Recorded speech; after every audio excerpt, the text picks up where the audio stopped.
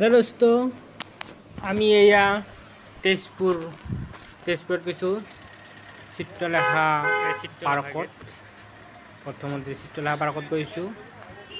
এয়া অতিকৈ সুন্দৰ অতিকৈ মনোমোহা জেগা তেজপুৰৰ চিত্ৰলেখা পাৰ্ক।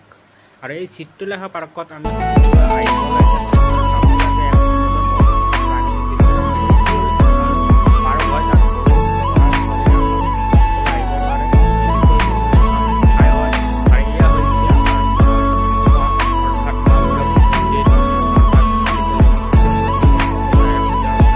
সকলো মনৰ আপূৰ্ণ হয়। এনেকৈ সকলো আহিব লাগে। অতিকৈ মনোমোহা প্লেচ হয় এই চিত্ৰলেখা পাৰ্ক। চিত্ৰলেখা পাৰ্কত যথেষ্ট চাবলগীয়া ঠাই আছে, যিটো ঠাই অসমৰ বিখ্যাত এক সৌন্দৰ্যময় পৰিৱেশ। এয়া মহাভৈৰৱ মন্দিৰ। এই মহাভৈৰৱ মন্দিৰতে দৰ্শনত কিছু ফটো তোলা দৃশ্য। তাৰ লগতে এক মনোমোহা প্ৰাকৃতিক পৰিৱেশৰ ভৰপূৰ চিত্ৰলেখা পাৰ্ক।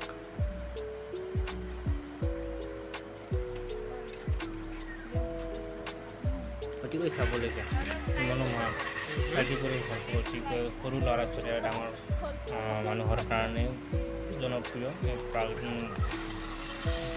পুৰা চিত্ৰলেখা পাৰ্ক অতিকৈ জনাজাত নাম, জনপ্ৰিয় নাম, জনপ্ৰিয় ঠাই। সকলোৱে সকলোৱে ইয়াত এনজয় কৰে। প্ৰাকৃতিক পৰিৱেশত ভৰপূৰ এক অতি সুন্দৰ ঠাই হয়। ইয়াত সকলোৱে আহিব পাৰে, সকলোৱে চাব পাৰে, সকলোৱে এনজয় কৰিব পাৰে। এক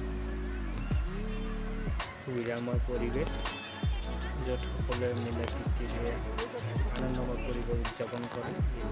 চিত্ৰলেখা পাৰ্কত অতিকৈ চাবলগীয়া ঠাই, অতিকৈ মনোমোহা পৰিৱেশ। পাৰ্কত সকলো ল'ৰা ছোৱালীৰ কাৰণে থাকিব লাগিছে, সকলো আছে। অতিকৈ ভাল লগা পৰিৱেশ, অতিকৈ ভাল লগা চাবলগীয়া ঠাই হয় চিত্ৰলেখা পাৰ্ক। আমি গৈছোঁ কেইজনমান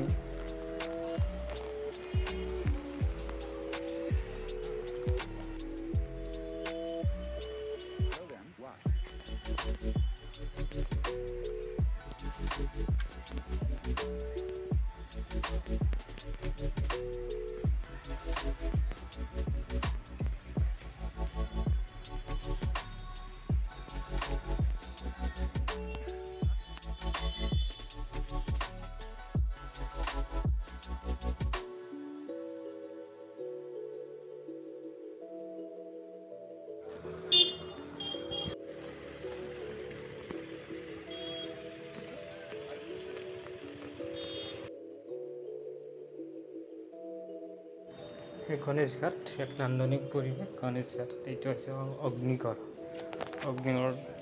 চাবলগীয়া এটা অগ্নিগড়। এই অগ্নিগড়ত হৰিহৰ যুদ্ধৰ সকলোবিলাক চিত্ৰ পৰিৱেশন কৰা হৈছে, চিত্ৰ দেখুওৱা হৈছে।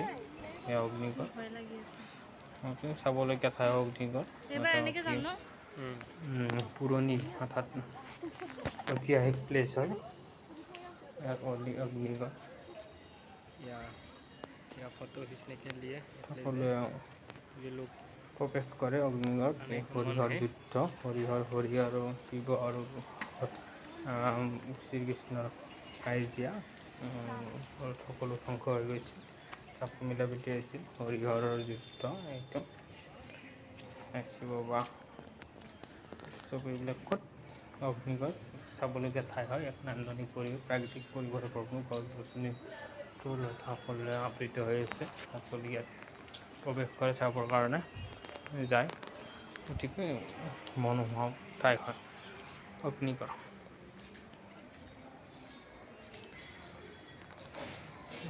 সুন্দৰ ঠাই অগ্নিগড়, যিটো আমি সকলোৱে আগতে চাব যাম বুলি ভাবি আছোঁ। এতিয়া চাব পাই অতিকৈ ভাল লাগিছে। অগ্নিগড় পৌৰাণিক কথাটো ঐতিহাসিক ঠাই হয় অগ্নিগড়।